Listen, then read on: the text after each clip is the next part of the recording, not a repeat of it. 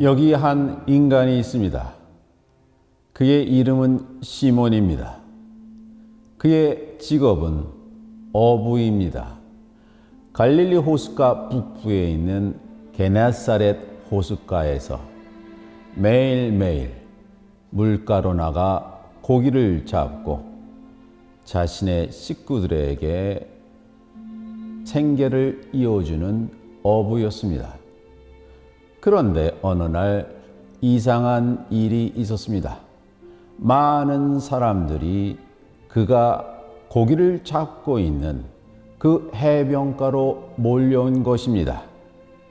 가만히 보았더니 그 가운데 이전에 들은 적이 있는 청년 예수가 있었습니다.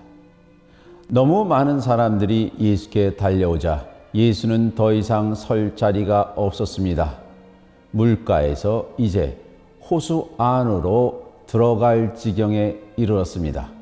이 광경을 보고 있던 한 어부 시몬이 기지를 발휘했습니다. 자신의 배를 내주면서 예수에게 내 배에 오르십시오. 그리고 당신께서 이 많은 사람들에게 복음을 전하십시오 라고 말했습니다. 예수가 말씀을 마치신 후에 자신에게 배를 빌려준 시몬에게 이렇게 말합니다. 누가복음 5장 4절입니다. 에이펜 프로스톤 시모나 에파 네가게 에이스토바소스 카이 클라사테 타 딕티아 휘몬 에이스 아그란.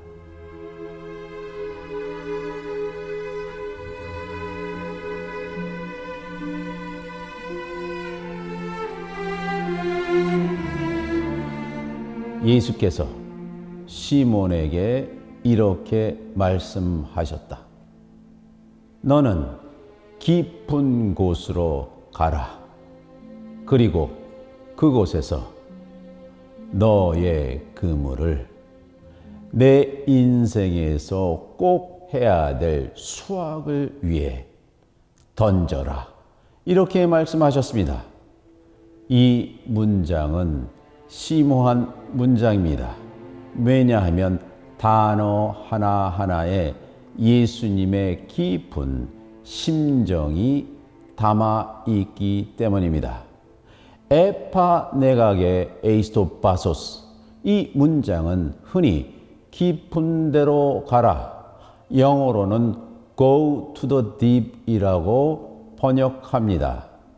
그러나 이 문장의 원래 의미는 당신의 최선을 발견할 수 있는 깊은 곳으로 들어가기 위해서 현재 당신이 가지고 있는 모든 것을 버리고 최선을 위해 떠나라, 이런 뜻입니다. 혹은 그곳으로 들어가기 위해 당신의 최선을 가지고 몰입해라, 이런 뜻입니다. 에파네가게란 뜻은 단순히 가는 것이 아니라 온전히 몸을 불살로 던져라, 이런 뜻입니다. 바소스 하면 생각나는 구절이 있는데 그것이 인류 최초의 서사시인 길가메시 서사시의 일행에 등장하는 문구입니다. 샤 나크바 이무루 이슈디 마티. 이 아카도로 쓰여진 이 문장의 의미는 나라의 기초가 되는, 나라의 융성한 비밀을 간직하고 있는 시면을 경험한 자란 뜻입니다.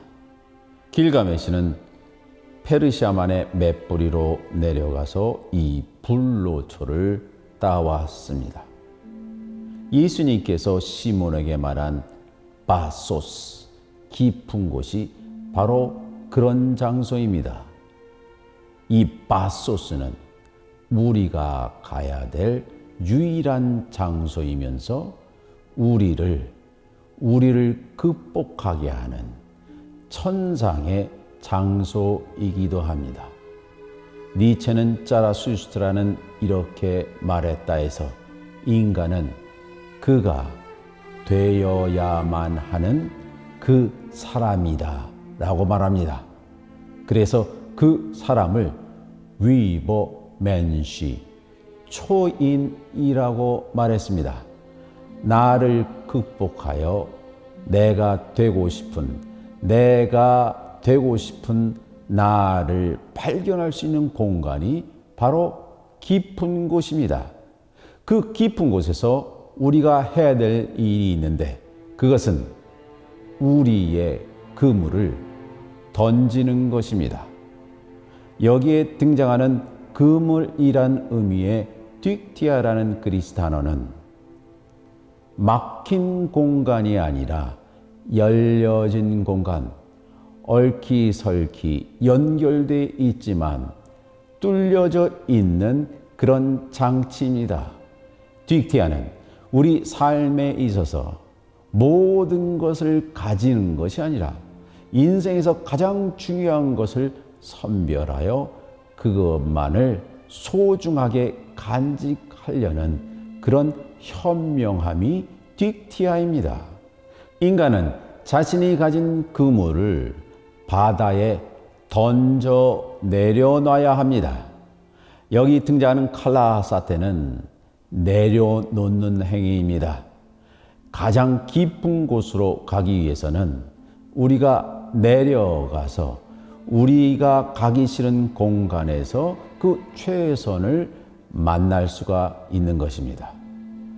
시몬은 일생 어부였지만 현자의 말을 듣고 그 말에 의지하여 자신의 그물을 깊은 곳으로 가서 던지기로 결정했습니다. 그가 해변을 떠나 아무도 가지 않는 낯선 장소, 금기의 장소인 깊은 곳으로 갑니다. 그리고 자신이 들고 있던 그물을 바다를 향해 힘껏 던집니다. 그물이 바다 밑으로 쭉 내려가더니 기적이 일어났습니다. 그물이 거의 찢어질 정도로 많은 물고기가 꿈틀거렸기 때문입니다.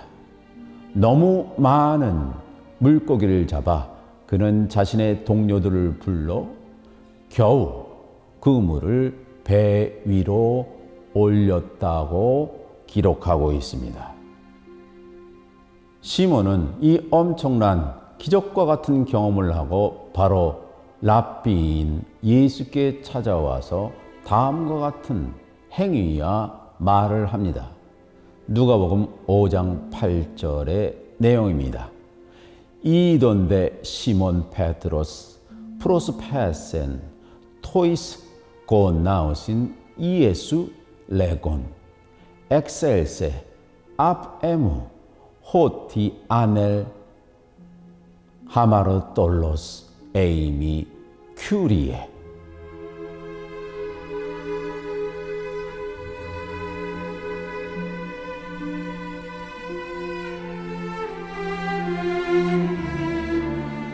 이 모든 광경을 보고 나서 시몬 베드로는 예수의 무릎 앞에 무릎을 꿇었습니다. 그리고 다음과 같이 말했습니다. 나에게서 떠나 멀리 가 주십시오. 왜냐하면 나는 죄인이기 때문입니다. 오 주님 이라고 말했습니다. 이 5장 8절은 5장 4절과 다른 여러 가지 단어들이 끼어 있습니다. 우선 시몬의 이름이 달라졌습니다. 누가복음 저자는 이 놀라운 경험을 한 시몬이 더 이상 시몬이 아니라 그리스도교의 교회를 세울 반석이 될 이름 베드로라는 이름을 붙여 시몬 페트로스라고 말을 했습니다. 시몬 페트로스, 시몬 베드로는 예수님의 무릎에 와 엎드려서 말을 합니다. 나를 떠나 주십시오. 왜냐하면 저는 죄인입니다. 왜 시몬 베드로가 자신이 죄인이라고 말했을까요? 그 이유는 이전에 시몬은 자신의 최선을 구할 수 있는 시면에 가본 적이 없기 때문입니다. 자신에게 익숙한 공간에서 그럭저럭 연명하면서 살았기 때문입니다.